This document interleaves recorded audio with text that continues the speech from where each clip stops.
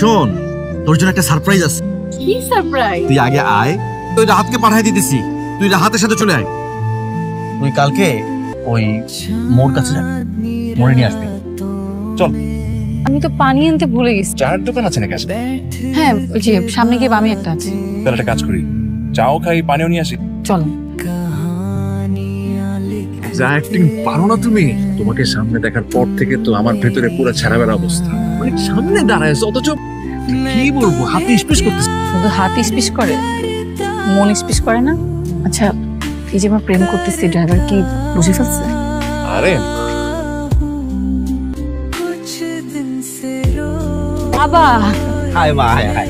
কেমন আছো? এই তো মা, একদম ভালো। এখন বলো আমার জন্য কি সুন্দর সারপ্রাইজ। তোমার জন্য সেরকম একটা রাজকুমার ব্যবস্থা করছি। বুঝলাম না। আমার আদরের বোনটা চলে আসছে। কখন আসছিস বোন? কেমন আছিস? ভালো আছি ভাই। এই শামিম, ওই ছেলের ছবিটা তোর বোনকে দেখা। ও আচ্ছা, ছবিটা। রাহাত, ওই দুই ব্যাগটা ভিতরে রাখায়। পছন্দ হয় নাই? এটা কে?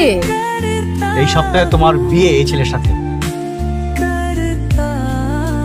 তোমার কাছে দুটো অপশন, হয় তুমি আমাকে নিয়ে ভাগো, না হলে আমার বাবার সাথে কথা বলো। এখন কোন অপশন তুমি বেছে নেবা, তুমি সেটা ডিসাইড করো। তুমি বুঝতে পারতেছো না, এখন যদি হুটহাট তোমার বাবাকে বলে আমরা ভেঙে যাবো, তো পুরো সিচুয়েশনটা উল্টাপাল্টা হয়ে যাবে।